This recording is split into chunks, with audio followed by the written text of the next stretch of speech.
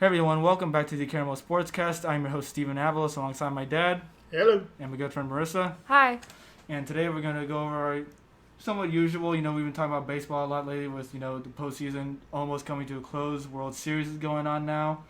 And, pretty good matchup here. We've got the Tampa Bay Rays against the Los Angeles Dodgers. For me, I'm going for the Rays just because, some people like to call them the East Coast A's, small market team, still finding ways to win. So I'm going with them. Dad, you want the Dodgers to win? Yeah, just because keep it in California. I'm not a Dodger fan, but I think they got so screwed over by the Astros a couple years back that they deserve a championship. And the Boston Red Sox. They And had the a Boston similar Red Sox, method. yeah. So you pity them. In a way, yes, I do. Okay. And Marissa, who are you going with here? Obviously I don't like the Dodgers because I'm a Giants fan. Why is it obvious It's you don't like obvious. the Dodgers? Give some backstory. Because I'm a Giants fan. Oh. But I really want the Rays to win, but I do think the Dodgers are going to end up winning in 5 games. I'm going to go with Rays in 7. I'll go 5 games as well. Tampa Bay is generally a fastball pitching team, and the Dodgers are a fastball hitting team. So the Dodgers lineup up and down is stacked against Tampa Bay's pitching. Yeah. Yeah, I do understand that. I do think, though, that Tampa Bay is really deep when it comes to their pitching staff. They still got Snell and Morton coming up for their next 2 games. And I really have a lot of faith in Dutch, especially Morton. Morton can really help save the series if they end up being down 2-0, or he can turn things completely around by giving them a lead if they win today in Game 2. So Morton's going to be a big game changer, and I think he could be a possible World Series MVP if he can keep pitching well as he has in the postseason. What are your thoughts? I think that today is a must-win for the Rays. I think it's also their best opportunity. They have Choi back in their lineup because he was out last night with the matchups, and I think Snell's a really good pitcher, and I think it's a bullpen game for the Dodgers. And they're gonna have to win if they're gonna end up facing Buehler next, who's the Dodgers the Dodgers' best pitcher. So it's a must-win. Kershaw was the man last night. His stuff was just all over the place. It was unhittable. Yeah, and I already said that I'm going for the Rays, but I was happy for Kershaw doing well because he does get a lot of slander for most of his postseason performances, and so it was really nice to see him do well for once. Anyway, at this time next week, it should be over. Yeah. So, go ahead. Actually, so one thing I wanted to bring up was that I was watching PTI earlier, and they're saying Manfred is possibly thinking about keeping some of the rules, such as the second man on second base in extra innings to start that going into next year as well. And also, what else was it? The expanded playoffs. And the DH? DH, I didn't hear any DH comments should just on be that. universal. But I think the whole thing with the man on second base to start the extra I hear innings, somebody shaking their head. I hear them shaking their head. well, because they follow an NL League team. Yeah, so why are you against the designated hitter, Marissa? First of all, I like watching Bumgarner hit home runs, but I also like the strategy of, bunt situations, and I like when the American League teams come to National League parks and they're going to have to think about what they want to do with their pitchers when they come up to bat. I like that, and if we're going to talk about the second base rule, about the runner on second, that's terrible. I've played with that, playing softball. I've had that happen, and sometimes, you won't remember that they're there, and you'll forget, and you'll throw something that you didn't mean to throw, and I just don't think it's a good rule. Well, as far as the designated hitter goes, I think having almost an automatic out bat, flailing at a ball he has no way he's going to hit. Bumgarner, he has how many home runs? He has 19 career homers. In how many years? 10. Okay, so he's, from what I understand, he has a 177 lifetime batting average. In any situation, I'd rather have a guy that hits in the 200s and a lot more home runs per year instead of maybe getting 1 home run a year that he's getting. Or no, wait, 2 home runs a year. Excuse me. Just more exciting. It makes the Makes things more fair, I guess, in a way, since it's something that both leagues will be able to do if they both have a DH. Yeah, more runs instead of an automatic out. Well, and that's a good hitter, good hitting pitcher. Yeah. Most pitchers hit well in the low hundreds. Yeah. But I will admit, though, just to, show something from Marissa's side, is that I do like the whole thing with when an American League team goes to a National League park.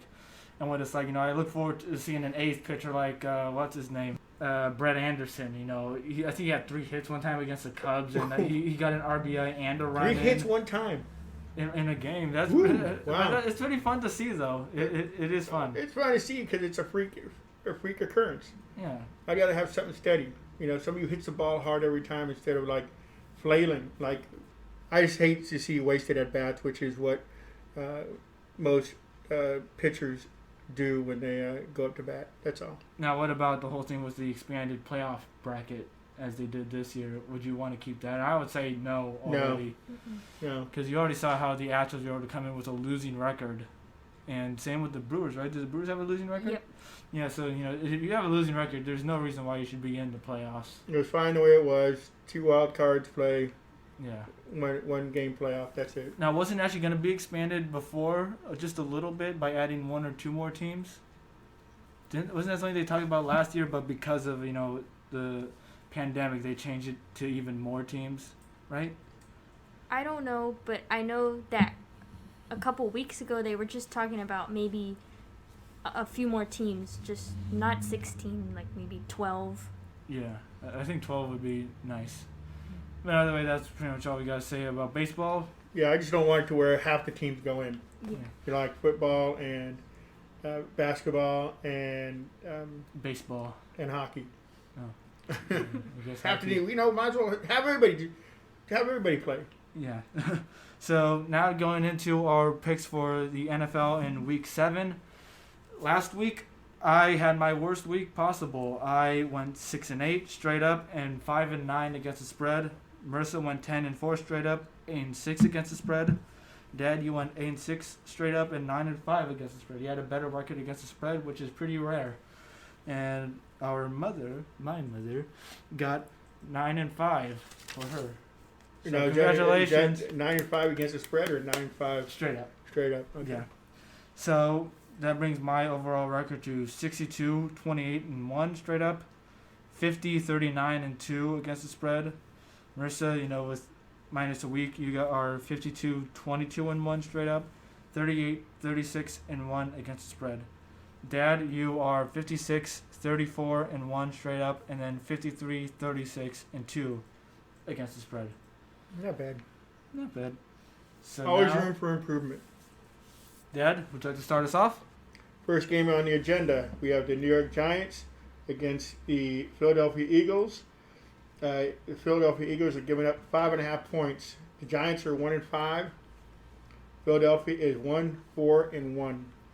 As it has been pretty common with Thursday Night Football, I just feel bad for all the people who have to watch it, which includes me, because I'll watch anything that involves football pretty much. The NFC East has just been the worst division in the NFL by far. Their best team is the Dallas Cowboys with a 2-4 record. A team could finish 6-10 in that division and probably still get it, which is pretty sad. And that because someone has to win the division, someone has to host. Now I think Philadelphia's going to come out on top because they've been able to at least stay in most of their games. Against Pittsburgh they tried to keep it close, still didn't win, and then same thing with Baltimore. And, we'll address Baltimore later on when we talk about them. But Philadelphia has been finding ways to keep their games close. They're still losing, but they're getting closer there. And so because of that, they're going against a really poor Giants team, and I think they're going to win this one, and they're going to cover. Originally, I thought the Giants would cover the spread on it since it's 5.5. But just because I feel like they're just really not that good on offense, really. One of their touchdowns was on defense, and it was against Washington, who made the horrible mistake of benching Haskins. So I'm going to go with Philadelphia on this one. I think Carson Wentz is going to have a mostly solid game. And Marissa, what do you think? Yeah, I have Philadelphia winning and covering.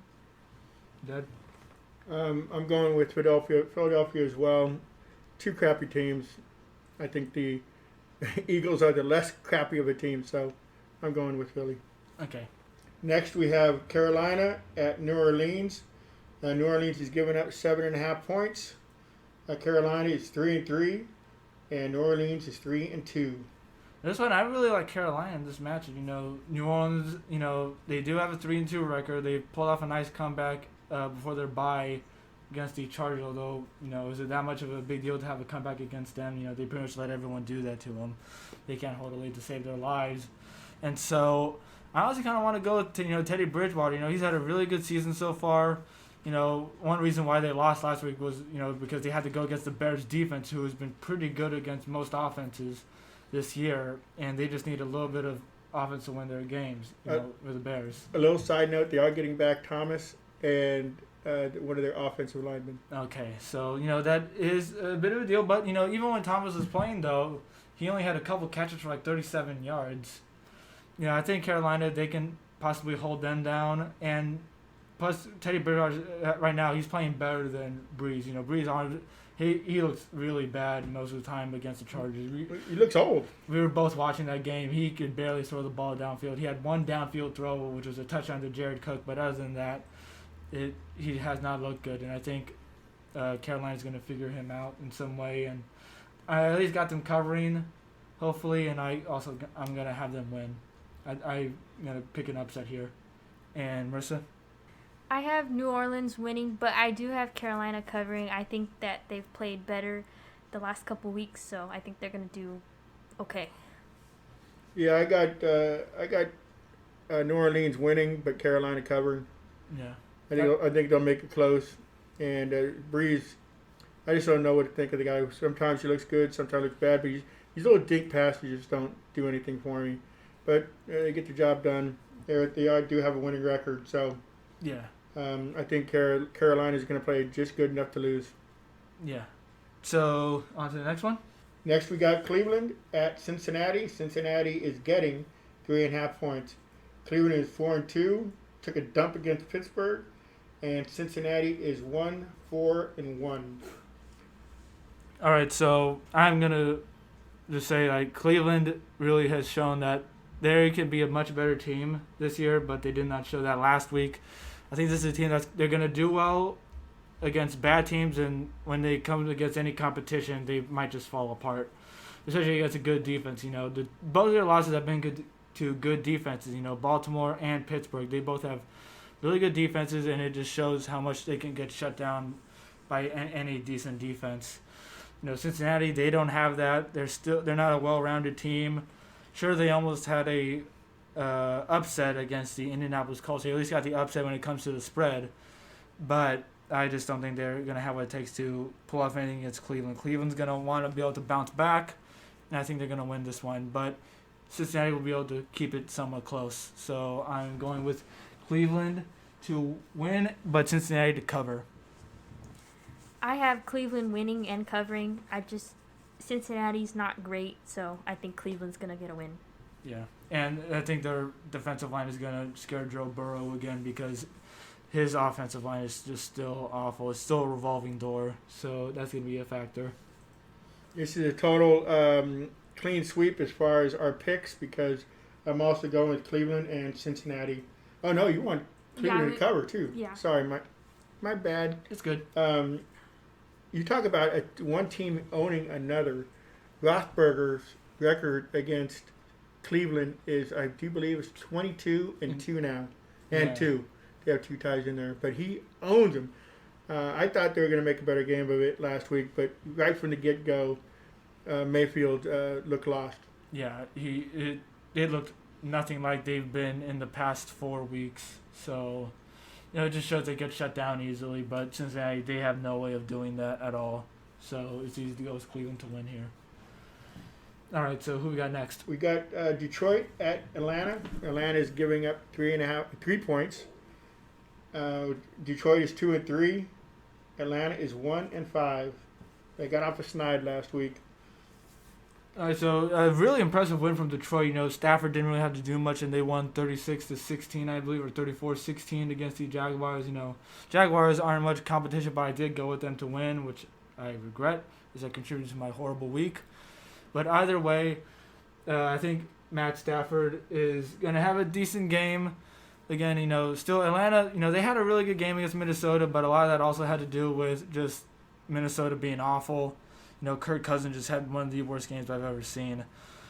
And Atlanta took advantage of that. And they did have their plays, but I still don't think their defense is going to be that great. They'll make their plays when they should. And I'm going to go with Atlanta just because they really got things going again on offense after firing Dan Quinn. Their offense really got it going, connections to Julio Jones and Calvin Ridley. Now, Julio Jones did miss practice today, so that is something to look at. But with Calvin Ridley alone, I really like what he can do. So I'm going to go with Atlanta to win and cover. I'm actually going with Detroit winning and covering just because, I don't know, I feel like they might have a chance at winning. Also, I have some of their players on my fantasy team. So, in other words, wishful thinking. Yes. Okay. I got the same thing with Calvin Ridley, too. I got him in a lot of leagues. Like three or four leagues I have Calvin Ridley. Well, hopefully Atlanta's new coach has put a little bit of, kick some of those players' asses and play with a little bit more intensity than they have. They've been playing like lame ducks the entire year, not playing smart, not playing aggressive football. So hopefully he's got them to change their attitude and mindset. I'm taking Atlanta to win and cover. All right. Who we got next now? Green Bay at Houston. Houston is getting 3 points. Green Bay's 4-1. Took a dump against Tampa Bay. Yeah, that was one of Aaron Rodgers' worst games in a long time. And Houston is 1-5. Yeah, Aaron Rodgers, he always tries to put himself in the MVP conversation, but that game alone might just take him out. He was almost through 2 picks, one of them going back for 6, and he just had no rhythm after the first quarter against the Tampa Bay Buccaneers. They just never found any way to come back in, allowed 38 unanswered points. But things should change this week going against Houston. After firing Bill O'Brien, their offense has really picked up now, but the defense is still really lacking. So I'm going to go with Aaron Rodgers, have a pretty good day. Same thing for Watson, though. If you've got either of those guys on fantasy, you should feel really comfortable with either of those guys. I think it's going to be a high-scoring game, but Green Bay will come out on top with this one. So I'm going to go with them to win and cover. Yeah, I have the same thing. I think Rodgers is just going to look for a win after that really bad game. So, yeah, I have Green Bay winning and covering. And Dad? I got Green Bay winning and covering as well. I think it's going to be a bloodbath. Have plenty of gauze around for this game. Okay. Pretty brutal way of talking about it, but let's get on to the next one. We got Pittsburgh at Tennessee. Tennessee is giving up, or is getting 1.5 points. Pittsburgh's 4-0, and Tennessee is 4-0. All right, so Pittsburgh, they really shut me up because I was talking about last week how they've only beaten bad teams and they haven't beaten them by much, which is true. But that's what made me go with Cleveland to win last week, and they really showed that their defense can really carry them through the season. And Roethlisberger doesn't have to do much to be good. He's got Chase Claypool, who's been phenomenal for him. Sure, Juju Smith-Schuster has been pretty quiet this year, but Claypool, man, he is amazing, and he's just one of the many examples of how great the 2020 draft class for wide receivers has been. And I'm going to go with Pittsburgh to win and cover against Tennessee. Tennessee, they are a pretty good team, also having a 4-0 start. Both of them are pretty backed up from, all the COVID things going on. And, Tennessee, they had a great game against Houston. Ryan Tannehill has looked really great. He's not the guy that just has to hand the ball off to Derrick Henry, even though Henry did get 200 yards. That 94-yard touchdown helped both you guys since you both have him in fantasy. I don't have him in any. Thank you, Henry. Thank you, Henry. All right. Yeah, both of you gave your thanks. And so, besides the point, though, their games have been really close besides playing the Bills. And Pittsburgh is going to win. Their defense is going to come through here. So I'm going with Pittsburgh to win. Sorry. I have Pittsburgh winning and covering. I have an upset. Actually, I wrote down Pittsburgh because they were playing so steady. And then I don't think Pittsburgh has that good of a run defense. and I think Henry's going to get maybe a couple hundred yards again. So I have it's not really a big upset because it's only 1.5 points, but so I am taking Tennessee to remain undefeated. Okay. Next, we have Jacksonville against the Chargers. Chargers are giving up 9.5 points. Jacksonville is 1-5. Chargers are 1-4. I've already been clowning on the Chargers for how bad they are holding leads, but I just don't think that's going to be able to happen against Jacksonville. Jacksonville has been getting worse and worse as the season goes on. I've tried to have faith in Gardner Minshew, but that's gone nowhere. So I'm going to go with Justin Herbert to win this one here. He's been pretty good, a sleeper for offensive rookie of the year. So he will have a good game. He'll get some good connections in with Mike Williams and Keenan Allen. So I'm going to go with them to win. Marissa? Yeah, I have the Chargers winning, but I actually have Jacksonville covering in this one. I don't know. It might be a hot take. You had plenty of them last week, and most of them worked somehow. Just kidding. No, I had a bad week, so I have no right to say anything to anyone about last week. Well, 9.5 points is a lot of points, so I can see Marissa's point, but I just don't think Jacksonville's got enough firepower to put any points on the board. So I'm going with Chargers and Chargers. But I like her. I like her thinking. That's a good bet. Yeah, it is a good bet. So, not that we're betting. Let me remind you, we're not betting anything. This is just for ice cream at the end of the season. Yeah, it's not like any of us have $3,000 in bet. Wait, what? Now to the next one. Okay, next we have Tampa Bay at the Raiders. The Raiders are getting 2 points. Tampa Bay is 4-2. The Raiders are 3-2. So I was really looking forward to this game. Really close matchup. I thought Raiders got a really good offense. Defense has played really well when they needed to against Kansas City, being able to shut down the Chiefs in the second half in Week 5. But after hearing the news about Trent Brown going on the COVID list and all five starting linemen had to go home for precaution. It's just precaution, but still pretty concerning because they're going to get less practice and all. And one of the big things that is going to determine this game is the Bucs' defense against the Raiders' offensive line, because we saw last week with the Bucs is that they know how to blitz. They put Rodgers on his back feet the whole game, and they made him throw badly, and they also stopped the run pretty well, stopping Aaron Jones. And that's my big concern for the Raiders' offense this week. Their offense has been really good. Carr has really good stats when he's against the blitz. 5 of his touchdowns out of his 11 are against the blitz. He's got a 120 passer rating against the blitz and all. But I just think that's going to be overwhelming, and especially if he misses anyone more than Trent Brown. It's going to be a big problem, so I'm going to go with Tampa Bay to win and cover. I love for the Raiders to get this one. I love for them to prove me wrong, but with their defense and the Raiders possibly missing multiple starting linemen, that's not going to go well. Carr is going to carry the team. Vegas wins and covers. Yeah, that's a nice. I hope you're nice right. Pick. Yeah, I hope you're right too. But I don't. You know what? I don't know what Raider teams are going to show up. It seems like I think about this every week. Yeah, Carr can control the ball, the flow of the game, keep Tampa Bay off the field. The Raiders have a chance. If he's going to do these dink off passes that go nowhere, Tampa Bay will win. So I'm actually going to go Tampa Bay. Yeah.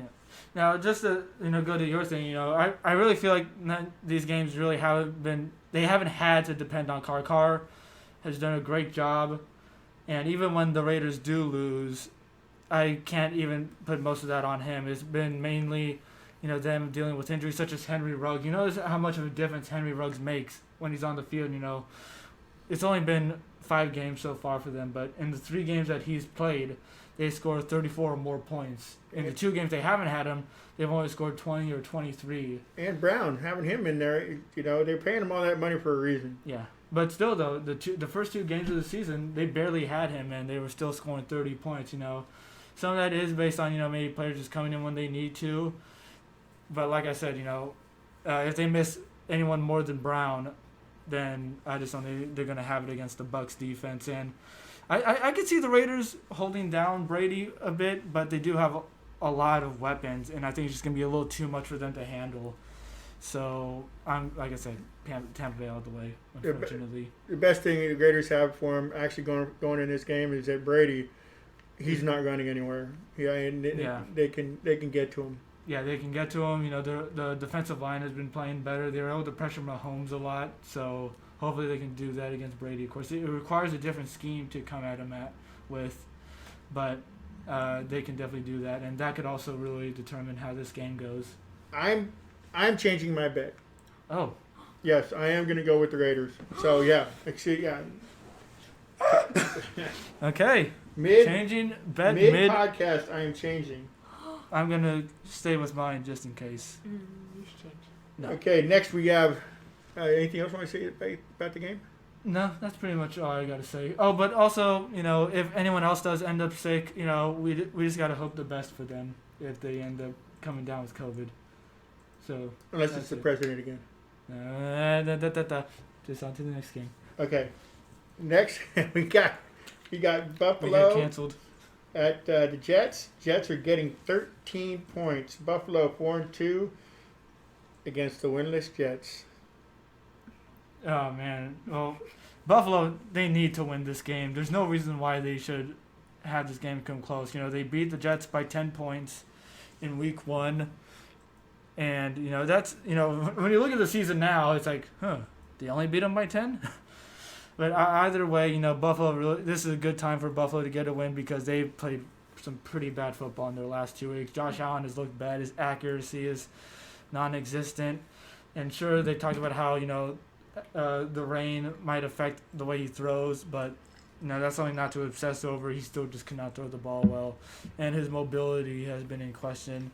And it's because teams are starting to figure out how to hold him, like what the Raiders did with Mahomes. They're just not blitzing him. They're keeping most of their guys back to watch him, and it prevents him from going mobile, and they're forcing him to make throws. And you see how much that affects him. And so the Jets, though, are just not going to be able to – they're not smart enough to, try to come up with a concept like that. Sorry, Greg Williams, defensive coordinator. But I still got the Bills winning and covering here. Jets are just that awful. They're going through a fire sale right now as well, even though they should have started with Adam Gase. Yeah, I have Buffalo winning, and I have them covering, and I really hope they do because I just picked up Josh Allen for one of my fantasy teams. Okay then. Trying to help yourself here, but you know what? I don't blame you. I also got Devin Singletary in the league as well. I'm taking Buffalo, and 13 points is too many. I'm going with the Jets to cover. All right. Next, we have Dallas at Washington. Washington is getting 1.5 points. Dallas is 2-4. Washington is 1-5. All right, so for this one here, this again, NFC East awful. I wish they can just be deleted from the league for the year because neither of them look like an actual football team. We can actually just stop talking about the division if you want. Starting next week, just skip them. I think that's a good idea. Just kidding, though. No, they're still in the NFL. We can still talk about them. But are they really? I want to say no. Okay. But either way, I'm going to go with Dallas to win this one here. Andy Dalton was really bad. But I think this one's going to be like a really low-scoring game. I say both teams don't even score 20. I say it's going to be like 17-14, and I'm going with Dallas to win. So, based on their cover, yeah, they would win and cover. The spread is only 1.5, so, yeah. Yeah, I have Dallas winning and covering too. All right, Dad? I'm going with Washington. I think Dallas is just a wounded bear, and they're gonna prey upon him. They're gonna beat up. Washington's a crappy team, but Allen is their quarterback. Yeah. Still, I think he's gonna have a decent game, good enough to beat Dallas. Dallas is awful. Yeah, they do have one of the worst defenses in the league. Actually, probably might be the worst defense in the league. But either way, though, I think Dallas will come through just a little bit on offense. And Washington on offense is just not good enough. So, on to the next one, I guess. Next game we have is Seattle at Arizona. Arizona is getting 3.5 points. Seattle's 5-0. Arizona is 4-2. All right, so Arizona here, they picked up a really good win against the Dallas Cowboys. That game was a bit of a stalemate at first, but Arizona just ended up running away with it. Kyler Murray played really well. Got some really nice plays to Christian Kirk. Hopkins didn't get the ball as much as I would like, because I have him in fantasy. It helped me. Okay. And either way here, Seattle, they played really well, but their games have been unnecessarily close against many teams like Minnesota and Miami. So I'm going to go with Seattle to win here, but I will have Arizona cover this one. And I think Russell Wilson will have a really good game against Arizona. Their defense isn't that great, and this game will also show that they're going to miss Chandler Jones. They lost him for the year a couple weeks ago, and he was a really good defensive player, and so that's going to really show, when Russell Wilson starts running around and throwing to Metcalf and Lockett. But anyways, actually, talking about Seattle, the news has come out that if Antonio Brown is able to come back into the NFL after Week 8, Seattle is in a strong pursuit for him. What do you guys think about that? Knowing all the drama that happened when he was somewhat on the Raiders and Patriots. Well, if he can play drama-free, that's a steal. That's a steal. What do you think? Yeah, I think this season is short enough that he could stay out of the drama, and it'll help. I just don't know if it's going to work out. I just wish it worked out with the Raiders. It really pissed me off that it didn't. But, it is what it is. And, if he does well, good for him, Hopefully his character, has got some work through and everything. Hopefully he's a better person. So, I just hope he does better, even though he did screw over the Raiders. Now, if he screws up again here, would you give him another chance? No. Never. Not even a chance right now. I just wish Seattle luck. That's it. And Marissa, what's your pick? I have Seattle winning and covering. I don't know. Russell Wilson's going to do great, as always. MVP. I'm actually going with an upset, Arizona. I think Russell's going to have a bad game. And, we kind of all go the same picks. And I think there's a number of upsets every week, and I think this is one of them. All right. On to the next game. Next, we got KC at Denver. Denver's getting 9 points. KC is 5-1. Denver is 2-3. All right, so this one here, this is a pretty easy pick to make. Denver got the nice upset against the Patriots, but you also got to take into account that the Patriots only had a couple practices to get ready due to all the COVID-19 protocols they had to deal with, having multiple people test positive like Stephon Gilmore and Cam Newton. But I think that Denver, they're just still not a good enough team. They didn't score any touchdowns. McManus came through when he needed to, and Drew Lock also almost screwed that game over them, throwing 2 straight interceptions in back-to-back drives. And that's not going to fly at all against Kansas City. Kansas City is going to be really good. Mahomes is going to play really well. Just everyone's going to play really well. I'm also going to call Le'Veon Bell to get a touchdown, too. I'm going to say that. And not much else to say, really, besides Kansas City will win and cover. Yeah, I have the same thing. Kansas City winning and covering. That? Unanimous. Kansas City all the way. Oops. Oh, okay. No burping in between that. Kansas City. Excuse me. Yeah, Kansas City all the way. Denver, I was almost going to pick Denver, but then I think Le'Veon Bell is going to be a factor. Get some needed yards, keep drives going, keep Denver off the field, blah, blah, blah. Yeah, not much else to say about the game, really. I'm done. Next, we have San Francisco at New England. San Francisco 3-3, and New England is 2-3. So this one's going to be pretty interesting. San Francisco got to win really when they needed to. Marissa, actually, I want to give you the floor here to talk about that. Yeah, they just looked better as a team last week. Jimmy G looked better. He completed 23 passes and he attempted 33, and he had 3 touchdowns and he had 268 yards. So he looked much better. I didn't think they were going to do much against the Rams because, the Rams have been pretty good.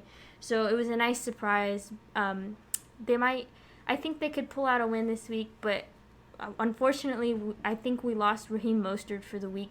He got hurt again. He was out for half the game. But overall, they looked a lot better.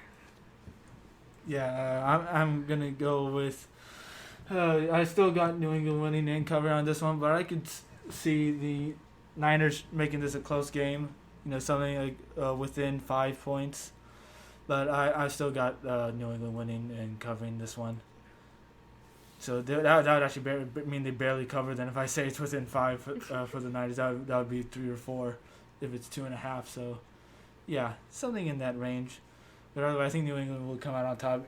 Cam Newton will have a nice recovery. Hopefully he gets the ball to Edelman more. He's the best receiver out there. He hasn't done anything in the last couple of weeks. Yeah. Hopefully look forward to seeing some stuff from their rookie, Damian Harris, at running back. I'd like to see him get a touchdown. I think Edelman had more yards passing than he did receiving. I think you're right. Yeah. Anyway, were you done? Yeah. Okay, I'm going with an upset. I'm going San Francisco. You know what? I even know why. I'm going San Francisco. Just cause. Yeah, another one of these feelings. You have to take chances to get ahead doing this. You can't always go with the favorite, and so I'm going to go with San Francisco. I think they're going to knock around Cam Newton a little bit, and he's going to have an off day. All right, and we got one more, right? Yes, last and least, we have Chicago at the Rams. The Rams are giving up 5.5 points. The inability of the Rams to do any kind of damage against a winning team or a team that has a winning record and not flops like Washington and whatever teams they beat. They have 4-2. Chicago's 5-1. I think they've beat better teams than the Rams. Rams we all thought were going to dominate the Niners, and look what happened. I think they're Goff has got his head up his ass. Quite honestly, Chicago's going to win, dominate, and they will dominate. You're just going to badmouth a former Cal player like that? Yeah, unless the coach, I don't know what the coach has gone a totally different direction. There used to be a team that would go down the field consistently a lot, and now they do these dinks, and Goff just seems lost out there. Well, sorry to say this, but if we're going to talk about a Rams player that needs to get their head out of their ass, Cooper Kupp, you're getting lots of targets but no receptions. Please do something for me. I have you in 3 leagues. Please. You dropped a touchdown last week. Please. And I can tell I'm getting loud looking at the meter right now, but please. I need touchdowns and catches. Just catches at least. Catch the ball. Yeah, he's listening right now. What do you have to say? Yeah, I actually have Chicago winning and covering. Yeah, I think... Yeah, everybody expected the Rams to come out and beat the Niners, and they didn't, so... Chicago, they're going to win. I forgot to make my pick. I was so mad at Cooper Kupp. I forgot to make my pick. But yeah, I'm actually going to go Chicago to win and which would make them cover. Because their defense, I think their defense will shut down the Rams. And if you think about it, the Rams, all 4 of their wins are against the NFC East. Boy, shocking. Yeah. So, no, that's something to look at. But, yeah, I'm going to go with the Bears to win and cover here. Their defense is going to do a lot. Bears are getting 5.5 points. Yeah, exactly. So I'm going to go with them to win. Yeah. So, yeah. That's a shocker right there. Their defense is going to do a lot against the Rams, and their offense isn't going to be asked to do much, and they'll do enough. And we all have Chicago winning. So if we're wrong on this, then I guess the people who make the spreads were right. Yeah. So and the teams on bye are the Baltimore Ravens, Miami Dolphins, almost said Marlins, Minnesota Vikings, and Indianapolis Colts. All right, that pretty much caps off our episode for today, or the week, basically. And I feel like next week, since we're going into Week 18, or maybe we can do it for Week 9, we can start talking about playoff implications. How does that sound? Sounds good to me. I think it's going to be good. Sure. What? Sure. Okay. Okay. And on that word, goodbye. Good night. Good night.